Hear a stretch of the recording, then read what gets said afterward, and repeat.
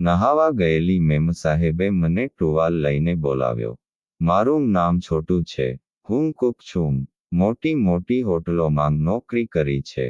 દેશ અને દુનિયાની અવનવી વાનગીઓ બનાવતા શીખ્યો છું. એવી એક હોટલમાં ગ્રાહક તરીકે આવેલા એક મેડમ મારી રસોઈથી ખુશ થઈ ગયા. મને ખૂબ મોટા પગારે એમના ઘરે કુક તરીકે રાખ્યો. પણ 3 જ મહિનામાં એ નોકરી છૂટી ગઈ. કારણ, એમની કોલેજ જતી દીકરી સાથેનું મારું લફરું પકડાઈ ગયેલું. એ પછી બીજા ઘણા મોટા મોટા ઘરોમાં પણ કુક તરીકે કામ કર્યું છે. પણ ક્યાંય 6 મહિનાથી વધુ કામ નથી કર્યું. કારણ કે દર વખતે કામ તો મેમ સાહેબ સાથે નહીં તો એમની જુવાન દીકરી જોડે મારું લફરું થઈ જાય અને દર વખતે હું પકડાઈ જાઉં. હમણાં 2 મહિનાથી આ નવા ઘરે કામ પર રહ્યો છું. અહીં રસોઈ ઉપરાંત બીજા પણ બધા કામ કરવા પડે છે કેમ કે નોકરમાં હું એકલો જ છું. માણસ તો અહીંયા 3 જ છે. 60 વર્ષના વિધુર દીનાનાથજી, એમનો 30 વર્ષનો દીકરો અંકુર અને અંકુરની પત્ની સુહાની. મોટા સાહેબનો બિઝનેસ છે, ને નાના સાહેબ એમાં મદદ કરે છે. સુહાની ઘર સંભાળે છે. અંકુર સુહાનીના લગ્નને 7 વર્ષ થઈ ગયા છે પણ પરિવાર વધ્યો નથી. કદાચ પ્લાનિંગ કરતા હશે. મારી મેમ સાહેબ સુહાની 25 વર્ષની જુવાન અને સેક્સી છે. એકદમ ચીકની ચમેલી આઇટમ છે મેમ સાહેબ.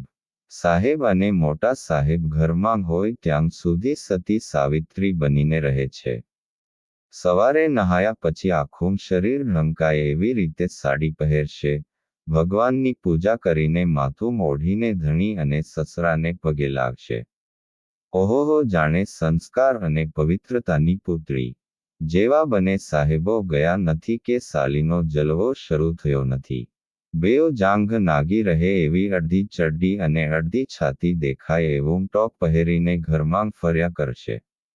મિની સ્કર્ટ અને બાને વગરનું ખભા ઉઘાડા રહે એવું ટોપ પહેરીને તો શોપિંગ કરવા જશે.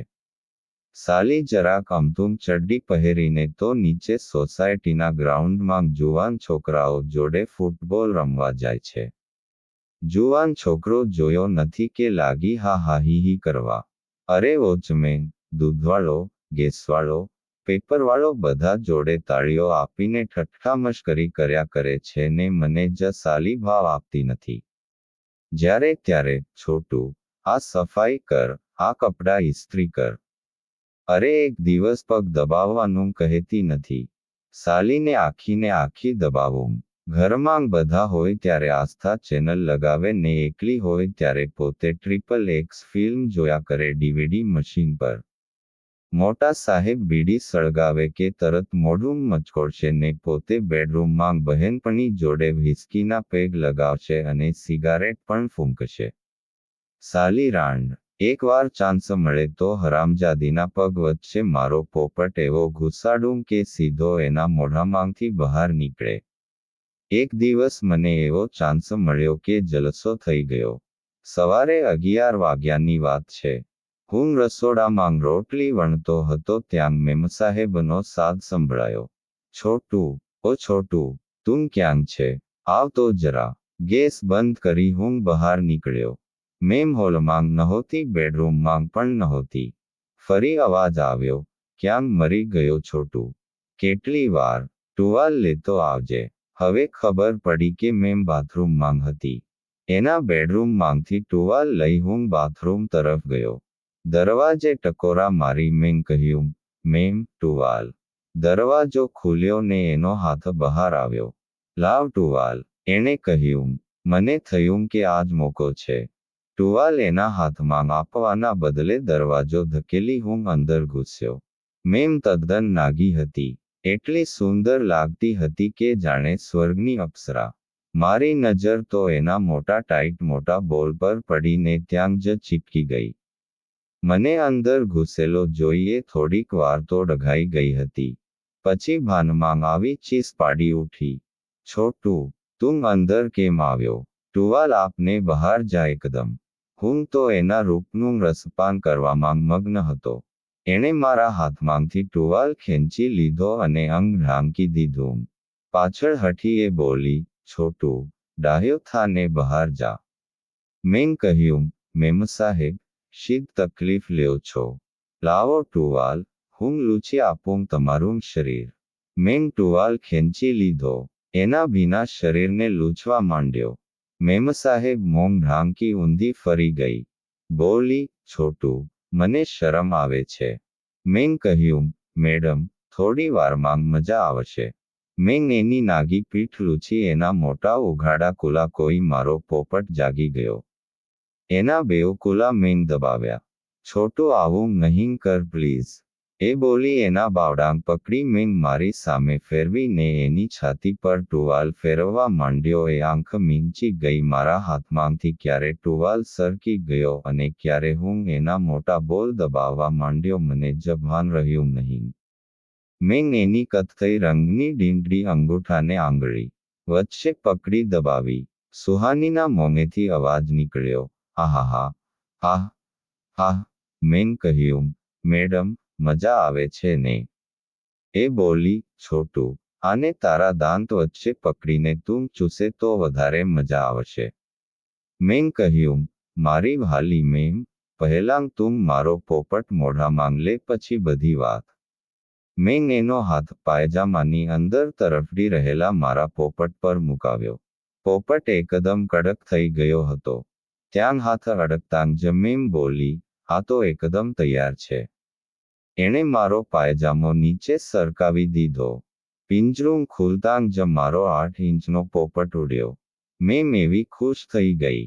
પોપટ હાથમાં લઈ બોલી, કેટલો મોટો ને કેવો કડક છે. આને મારે અંદર લેવો છે. છોટું, આ મને જોઈએ. હમણાં જ જોઈએ. ચાલ છોટું મારા બેડરૂમમાં ચાલ. એકલ અવતરણ ચિહ્ન. એ તો નાગી હતી જ. બેડરૂમમાં એણે મને પણ નાગો કર્યો. મને પલંગમાં સુવડાવી મારા પગ વચ્ચે ગોઠવાઈને એ મારા પોપટને ચૂમવા ચાટવા લાગી. મોઢામાં લઈને ચૂસવા માંડી. થોડી વારે એ પોતે પગ પહોળા કરી આડી પડીને મને ઉપર લીધો. મારો પોપટ પગ વચ્ચે નંખાવ્યો. છોટું, મને ઠોક, ઠોક મને, ઠોક મને, કહેવા લાગી. હું એને ઠોકવા માંડ્યો. એ આહ, આહ કરવા લાગી. થોડી વારે એણે મને પાછો અટકાવ્યો. ફરીથી એણે પોપટ મોઢામાં લીધો. ફરી ચૂસવા માંડી. થોડી વારે એ ઊંધી થઈ ગઈ. એણે મને પાછળથી ઠોકવા કહ્યું. હું એને પાછળથી ઠોકવા માંડ્યો. છેવટે ફરી એકવાર એણે પોપટ મોઢામાં લીધો. અડધા કલાકે મેં એના મોઢામાં પાણી છોડ્યું. એ પાણી બધું ગળી ગઈ. બોલી, બહુ ટેસ્ટી છે તારું પાણી. છોટું, મારા રાજા, આજે તો મજા આવી ગઈ. સુહાનીએ બ્રા અને પેન્ટી પહેરી લીધા. એના નાગા શરીરે ખૂબ બટકાં ભર્યા. શું ચીસાચીસ કરી છે એ રાંડે. મજા આવી ગઈ. મને કહે, છોટું, હવે મારી પછવાડે ઠોક તો મજા આવી જાય. મેં એની પછવાડે ખૂબ માખણ લગાડ્યું ને પછી મારો પોપટ એમાં ઘુસાડ્યો. ખૂબ ઠોકી. મજા લઈ લઈને ઠોકી. એવી રાડારાડ કરી મૂકી સાલીએ. ઓહોહોહો. એણે ફરી મારો પાયજામો ઉતરાવ્યો. મેં એને ડાઇનિંગ ટેબલ પર બેસાડી એના પગ મારા ખભે લીધા પછી હોલમાં સોફા પર મેં એને ઠોકી. અમે ફરી એના બેડરૂમમાં ગયા. પલંગ પર કોણીના સહારે એ ઘૂંટણ પર ઊભી રહી. મેં પાછળથી એને ઠોકી. છેવટે મારી નિપલ ચૂસતાં એને ઊંઘ આવી ગઈ.